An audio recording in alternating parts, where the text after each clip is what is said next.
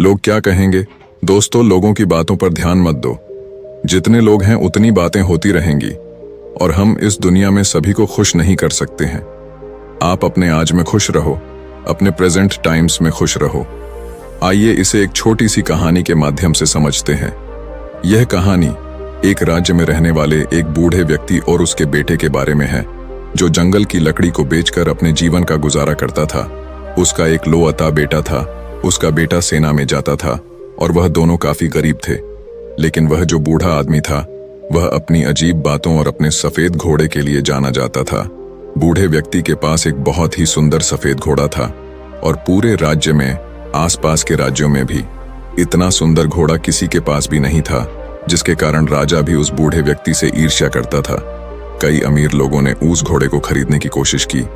राजा ने भी कई बार सोने के सिक्कों का दाम लगाया, लेकिन वह बूढ़ा आदमी किसी के भी लालच में नहीं आया। वह बूढ़ा व्यक्ति हर किसी से यही बात कहता था कि यह सिर्फ घोड़ा नहीं है, यह मेरे परिवार का एक सदस्य है। यह कोई संपत्ति नहीं है। मैं पैसे के लालच में आकर अपने परिवार के सदस्य को कभी नहीं बेच सकता।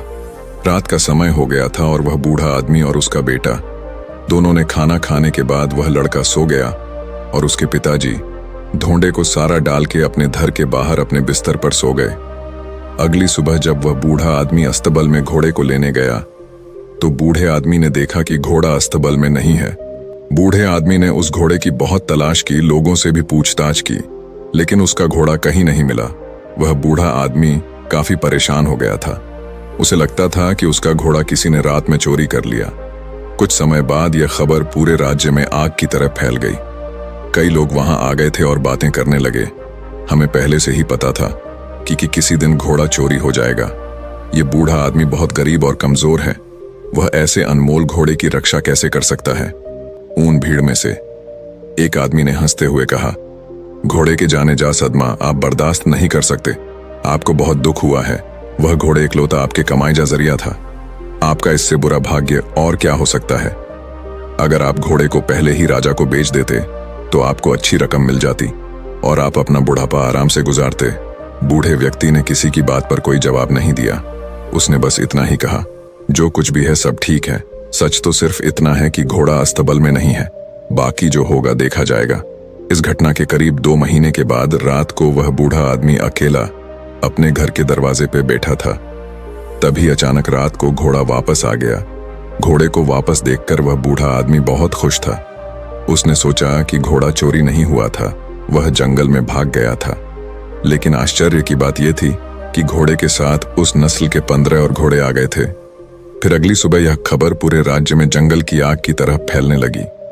लोग इकट्ठा होने लगे और उस बूढ़े व्यक्ति से बोले, आप सही थे। घोड़े का जाना कोई दुर्भाग्य नहीं था। यह तो आपके लिए एक वरदान साबित हुआ है। आपके पास अभी एक नहीं 15 और घोड़े हैं। आपकी किस्मत अब बदल चुकी है। अब आप घोड़ों के व्यापारी बन सकते हैं। वह बूढ़ा आदमी शांत रहा और बोला, सच तो यह है कि घोड़े के साथ 15 और घोड़े आ गए हैं। जो कुछ भी है सब ठीक है। आगे जो होगा देखा जाएगा। उस बूढ़े व्यक्ति के बेटे ने जंगली घोड़ों को वश में करना सीखना शुरू किया, लेकिन घोड़े जंगली थे तो जल्दी वश में नहीं आ रहे थे। लेकिन सिर्फ 3 दिन के बाद लड़का जंगली घोड़े पर बैठकर घोड़े को वश में करने का प्रयास कर रहा था, पर वो घोड़े से नीचे गिर गया और उसे काफी जख्म भी लगे थे और उसके पैर की हड्डियां टूट गईं। बूढ़े व्यक्ति ने देखा कि उसका बेटा नीचे गिरा पड़ा है और वो दर्द से चिल्ला रहा है। और फिर कुछ लोग उसे वेदजी के पास ले गए।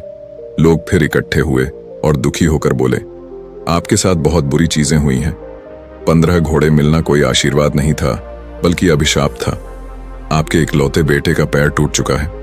अब उसकी शादी कैसे होगी? गरीब आदमी बदकिस्मत है। लेकिन वह बूढ़ा आदमी लोगों की बातों से प्रभावित नहीं हुआ।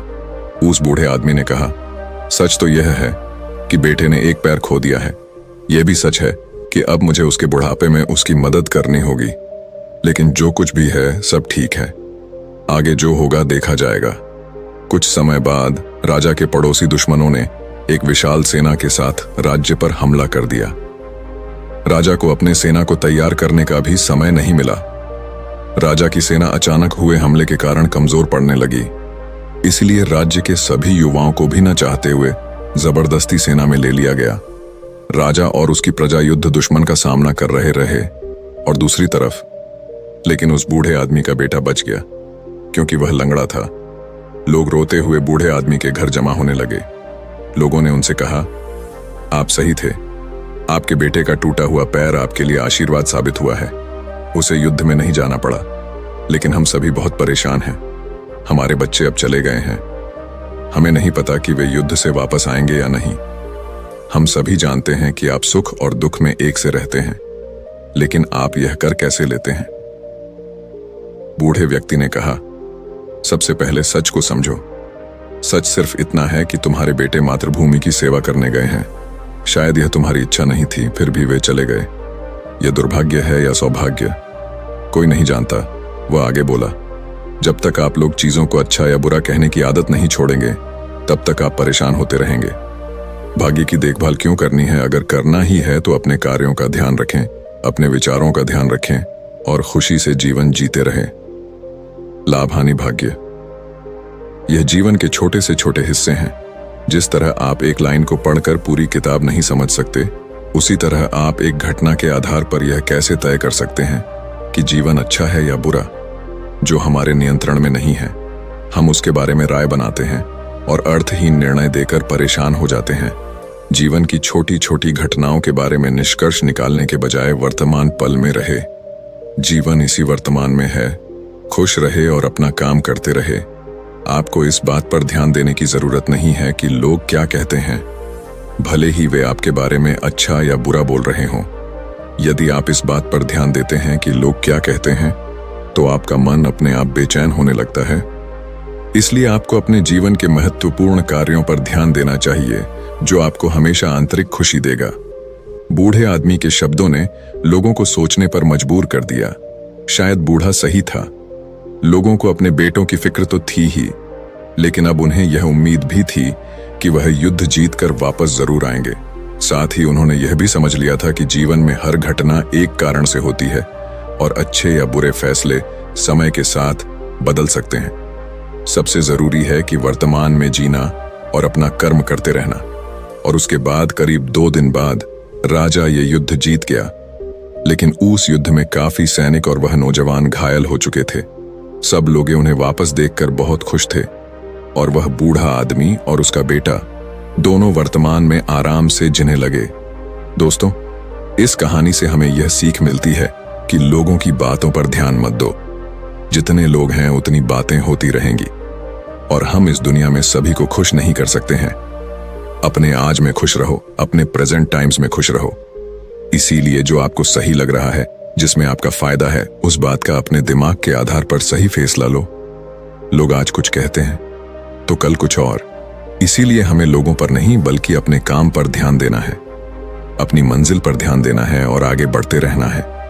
अगर हम इसी तरह लोगों की बातें सुनते रहे तो हम कभी भी आगे नहीं बढ़ पाएंगे और इनकी बातों में उलझ कर रह जाएंगे।